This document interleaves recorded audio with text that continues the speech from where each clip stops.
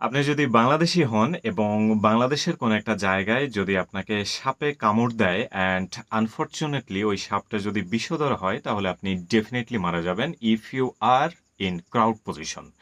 যদি এই অ্যাক্সিডেন্টটা কোনো একটা ক্রাউড পজিশনে হয়, আপনাকে সাপে কামড় দিছে, সেখানে অনেক মানুষজন আছে, তাহলে আপনি ডেফিনেটলি মারা যাবেন। কেন মারা যাবেন, কিভাবে মারা যাবেন সেটা একটু পরে বলতেছি। বাংলাদেশের কোনো একটা অঞ্চলে আপনার বাসা, সেইখানে আপনি বসবাস করেন।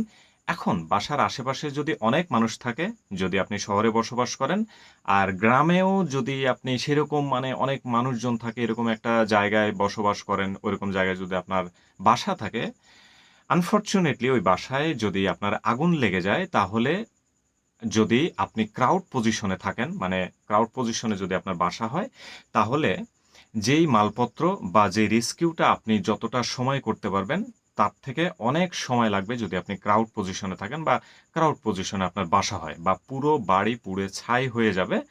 কিন্তু আপনি ওই বাসা থেকে কোনো কিছুই বের করতে পারবেন না। আর যদি কেউ থাকে তাহলে সেও এই পৃথিবী থেকে চলে যাবে। আপনি তাকে উদ্ধার করতে পারবেন না যদি আপনার বাসা কোনো একটা ক্রাউড পজিশনে হয়। আপনি রাস্তা দিয়ে যাচ্ছেন, আপনার যদি হঠাৎ করে আপনি অজ্ঞান হয়ে পড়ে গেলেন, if you are in crowd position, অনেক মানুষজনের মাঝখানে আপনি হঠাৎ করে পড়ে গেলেন, এবং আপনার ওই প্রবলেমটা যদি শারীরিক প্রবলেম হয়, এবং এইটা যদি heart attack or brain stroke, মানে ব্রেন স্ট্রোকের মতো এরকম কিছু হয় যেটা বাইরে থেকে দেখা যায় না, আপনি হঠাৎ করে দামড়া একটা মানুষ পড়ে গেছেন, আপনি ধরে নেন যে আপনি মারা যাবেন if you are in crowd position. ঠিক একই ধরনের ঘটনার পুনরাবৃত্তি আজকে আবার ঘটল, এবং বাঙালি এই মূর্খ অথর্ব জাতি, আমি সহ, এই জাতি যে কোনো দুর্ঘটনার জায়গায় যদি যায়, তাহলে ওই দুর্ঘটনার যে ক্ষতির রেশিও, ড্যামেজ রেশিও, এটা ১ গুণ যদি হইতো তাহলে ওইখানে ১০০ গুণ হয়ে যাবে। আমি ৩ গুণ বলতে পারতাম, ৫ গুণ বলতে পারতাম, ২০ গুণ বলতে পারতাম, বাট ওইটা ১০০ গুণ পার হয়ে যাবে। মানে আপনার ৳১০ ক্ষতি হওয়ার কথা ছিল, সেখানে কত হচ্ছে? ১০০ গুণ করলে কত হচ্ছে? ৳১০০ বেশি। মানে ৳১,০০০ বেশি আপনার ক্ষতি হয়ে যাবে। আপনি ওইখানে কিছুই করতে পারবেন না। আপনাকে করতেই দিবে না। এটার একটা চাক্ষুষ প্রমাণ আজকে দেখলাম। এবং প্রতিনিয়ত আমরা দেখে যাচ্ছি, এরকম পরিবেশে আমরা বড় হয়েছি, এরকম শিক্ষাই আমাদের দেওয়া হয়েছে। আমাদের পারিবারিক শিক্ষা বলেন, আমাদের আ পলিটিক্যাল শিক্ষা বলেন, আমাদের একাডেমিক শিক্ষা বলেন, সব জায়গায় এই শিক্ষাটাই দেয়া হয়। সব জায়গায় এই শিক্ষাটাই দেয়া হয় যে, বিপদে পড়িলে সবাই ঝাঁপ দিয়া পড়িয়া তাহাদেরকে উদ্ধার করিতে হইবে। এই হ্যাডার মাথায় আমাদের শেখানো হয়। কিন্তু কোনো স্কুল কলেজে, কোনো পারিবারিক শিক্ষায় এই জিনিসটার শিক্ষা দেয়া হয় নাই কখনো আমাদের, যে যদি কোথাও কোনো ক্রাউড পজিশনে কোনো দুর্ঘটনা ঘটে, তাহলে যথাসম্ভব ওই জায়গাটা ক্লিয়ার রাখতে হবে। যাতে করে রেস্কিউ টিম আসতে পারে, যাতে করে ফায়ার সার্ভিসের গাড়ি আসতে পারে, যাতে করে ওই পেশেন্ট, মানে আপনাকে যে সাপে কামড় দিয়েছিল, আপনাকে যে দ্রুত হসপিটালে পৌঁছাইতে পারে, এই রাস্তাটা ক্লিয়ার করে দিতে হবে। এই শিক্ষাটা আমাদেরকে দেয়া হয় নাই। আজকে মাইলস্টোন স্কুলে কতজন মারা গিয়েছে? ওভারঅল ২০ জন এখন পর্যন্ত। এবং হাসপাতালে যেই কোমলমতি শিশুরা আছেন, তারাও আমি চাই না এই কথা মুখ দিয়ে বলতে, তবে ডাক্তার বলেছেন যে আ মেক্সিমাম শিশু 50% ওভার পুড়ে গেছে। তো তাদেরকে বাঁচানো সম্ভব হবে কিনা তারা এটা একটা ডাউট করছেন অলরেডি।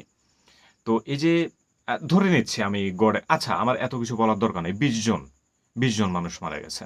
আহত, হতাহত সবকিছু দিয়ে ১০০ জন ধরলাম। ওইখানে মানুষ কতজন ছিল? লাখে, লাখে মানুষ ছিল। ওইখানে রেস্কিউ টিমের সঙ্গে যুক্ত কতজন ছিল? কত হাজার ব্যাটালিয়ন আর্মি ওইখানে ছিল? মানে ফায়ার সার্ভিসের কতজন মানুষ ওইখানে উপস্থিত ছিল? ওরা থাকলেই তো হইতো। সাধারণ মানুষ কতজন থাকলেই হইতো।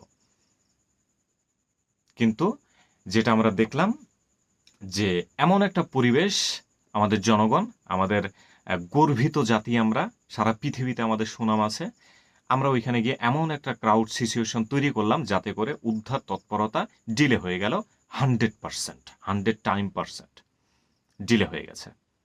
ওইটা তো হইছে মানলাম। তাদেরকে খুব দ্রুত, এটা হচ্ছে বার্ন সিচুয়েশন, পুড়ে যাওয়ার একটা অবস্থা। মানুষ এরকম একটা অসহায় অবস্থায় আছে, যেটা খুবই ভয়ংকর একটা ব্যাপার। এই সমস্ত আম আহতদের যখন হসপিটালে নিয়ে যাওয়া হলো, যে হসপিটাল যথাসম্ভব এখানে ক্লিয়ার রাখতে হবে। উৎসুক জনতার ভিড় 100%, প্রয়োজনীয় মানুষের ওইখানে স্টোরেজ অনলি 0.1%। কেন? এটা আপনারা আজকে দেখছেন না? যাই হোক, এটাও না হয় মানলাম যে একজন বাচ্চার অনেকজন স্বজন থাকতে পারে। তারা আসলে আবেগের কারণে চলে আসছে। তাদেরকে আসলে আটকানো পসিবল না। ঠিক আছে? ওইরকম একটা পরিস্থিতিতে একজন মা, একজন বাবাকে আটকানো পসিবল না। একজন ভাইকে, একজন বোনকে আটকানো পসিবল না। ঠিক আছে, মানলাম। এই পর্যন্ত মানলাম। রাজনীতিক নেতাদের হসপিটালে কি কাজ?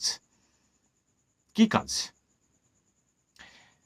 মানে তারা গিয়ে এমন একটা সিচুয়েশন দাঁড় করছে, দেখেন তারা কিন্তু খুব ভালো করে জানে যে তারা ওইখানে গেলে সাধারণ মানুষের মতো বা সাধারণ পাবলিকের মতো অন্যান্য পাবলিক তাদের সঙ্গে ট্রিট করবে না। তারা খুব ভালো করে জানে।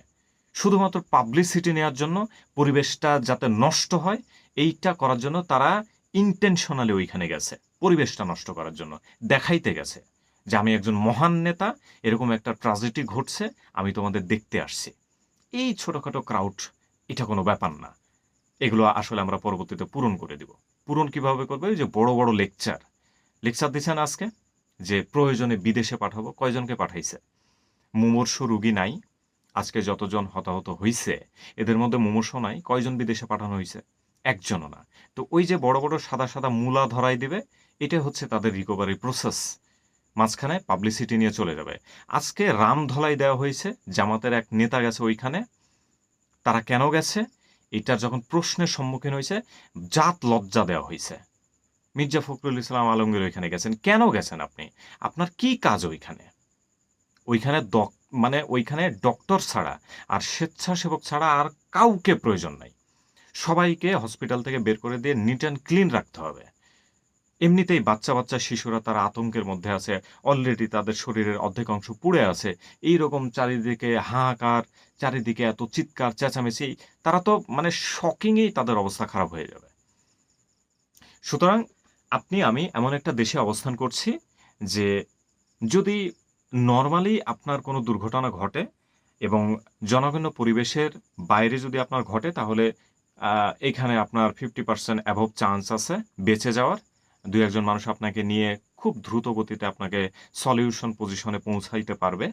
যদি আপনি ক্রাউড পজিশনে থাকেন আর এই ধরনের অ্যাক্সিডেন্টের মুখোমুখি হন, definitely you will be die. Definitely আপনি মারা যাবেন। আপনি বাঁচবেন না, আপনাকে মেরে ফেলা হবে। আপনার আশেপাশের জনগণ, আপনার পরিচিত, আপনার শুভাকাঙ্ক্ষীরাই আপনার আশেপাশে এমনভাবে চেপে ধরে থাকবে, তারা প্রমাণ করতে চাইবে যে তারা আপনার অনেক বড় স্বজনপ্রীতি আলা মানুষ। কিন্তু আল্টিমেটলি তারাই হচ্ছে প্রকৃত আপনার জান নেয়ার জন্য দায়ী। আর কি বলবো? কিছু বলার নাই।